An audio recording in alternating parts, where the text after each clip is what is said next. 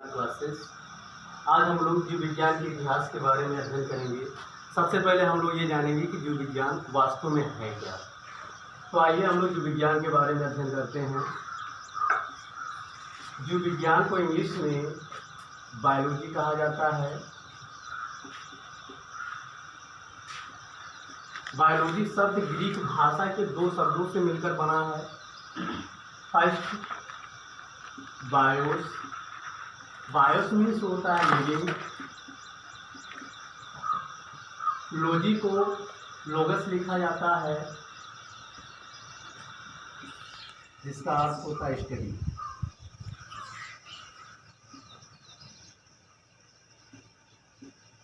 जो विज्ञान का शाब्दिक अर्थ क्या निकला?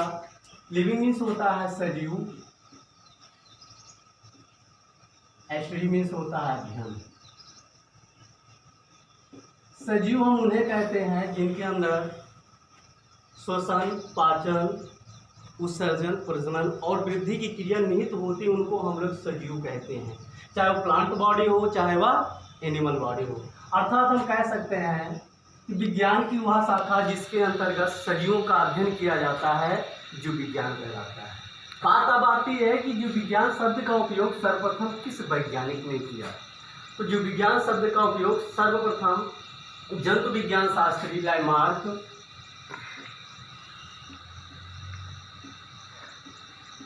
तथा वनस्पति विज्ञान शास्त्री ट्रेविरेनस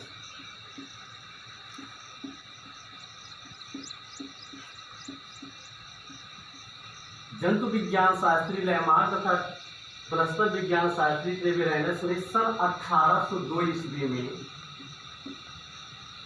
जीव विज्ञान शब्द का उपयोग किया। जीव विज्ञान को सरल रूप में अध्ययन करने हेतु जीव विज्ञान को दो शाखाओं में विभाजित किया गया। फर्स्ट जंतु विज्ञान,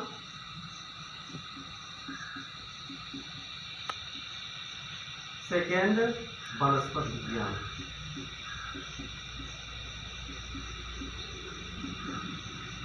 जंतु विज्ञान को इंग्लिश में जूलॉजी कहा जाता है, जबकि वनस्पति विज्ञान को इंग्लिश में बॉटनी कहा जाता है। अब हम लोग अध्ययन करेंगे जंतु विज्ञान के बारे में।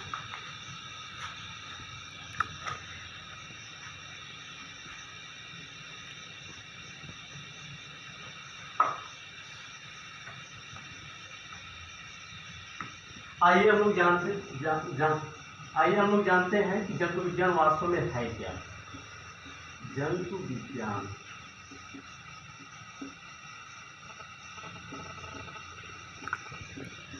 जूलॉजी भी ग्रीक वर्ड के दो शब्दों से मिलकर बना है। जू का अर्थ हो जाता है एनिमल, लॉजी को लोगस लिखा ही जाता है जिसका अर्थ होता है स्टडी। अर्थात हम कह सकते हैं एनिमल मीन्स होता है जंतु, स्टडी मीन्स होता है अध्ययन। अर्थात हम कह सकते हैं जंतु विज्ञान का डिफिनेशन विज्ञान की वह शाखा जिसके अंतर्गत जंतुओं का अध्ययन किया जाता है उन्हें जंतु विज्ञान कहते हैं। जंतु विज्ञान का विस्तार पूर्वक अध्ययन ग्रीक दार्शनिक अरस्तु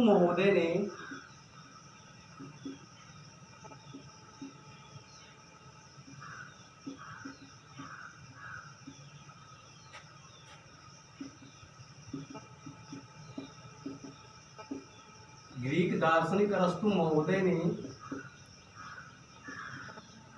अपनी पुस्तक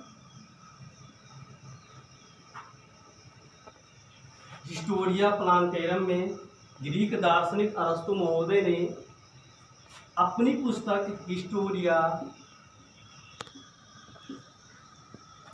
एनिमैलिया नामक पुस्तक में लगभग 500 जंतुओं का रचना, स्वभाव, वासस्थान,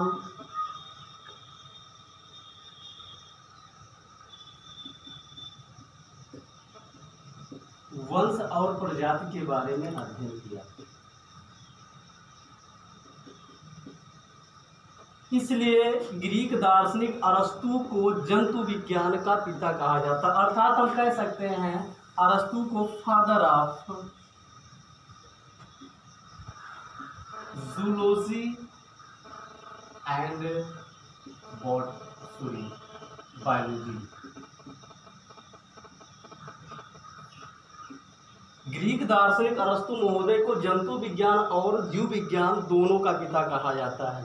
कारण क्या है कि इन्होंने 500 जंतुओं का जब विस्तार पूर्वक अध्ययन किया तो उसकी रचना का, उसके स्वभाव का, उसके वासस्थान का, उसके वंश का और उसके प्रजाति का पूर्ण रूप में अध्ययन किया। इसलिए इनको जंतु विज्ञान और जीव विज्ञान दोनों का पिता कहा जाता है। अब जीव विज्ञान के अगली शाखा पे चलते हैं हम लोग, वनस्पति विज्ञान पे।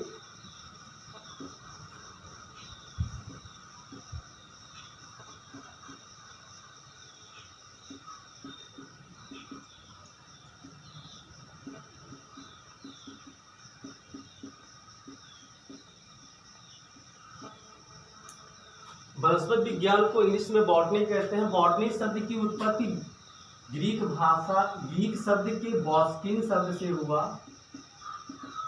बॉस्किन शब्द से हुआ जिसका अर्थ चरना होता है। वनस्पति विज्ञान का डेफिनेशन क्लियर हो गया। चरना, आदमी क्या चरता है, या जंतु या पशु हमारे क्या चरते हैं, प्लांट्स पार्ट को ही चरते हैं, अर्थात पौधे को ही चरते हैं। हम ये कह सकते हैं कि बॉटनी में पेड़ पौधों का ही अध्ययन किया जाता है। अर्थात विज्ञान की वह शाखा जिसके अंतर्गत पेड़ पौधों का अध्ययन किया जाता है उन्हें हम लोग वनस्पति विज्ञान कहते हैं। वनस्पति विज्ञान का विस्तार पूर्वक अध्ययन वनस्पति शास्त्री थियोफ्रेस्टस ने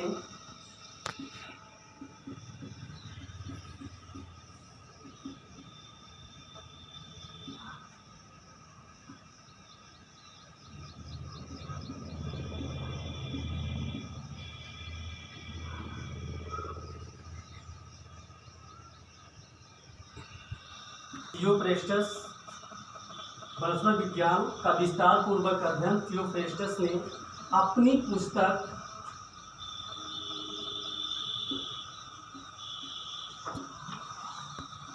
हिस्टोरिया प्लांटेरम में लगभग 500 पेड़ पौधे का विस्तार पूर्वक अध्ययन किया। इसलिए थियोफ्रेस्टस को वनस्पति विज्ञान का पिता कहा जाता है। अर्थात हम ये कह सकते हैं कि थियोफ्रेस्टस वनस्पति शास्त्री होने के नाते लगभग 500 पेड़ पौधे का कुल गण, आर्डर, वंश, प्रजाति का अध्ययन किया। इसलिए थियोफ्रेस्टस को वनस्पति विज्ञान का पिता कहा जाता है। Thank you guide. इसके बाद में हम लोग नेक्स्ट क्लास में अगले चैप्टर के बारे में अध्ययन करेंगे।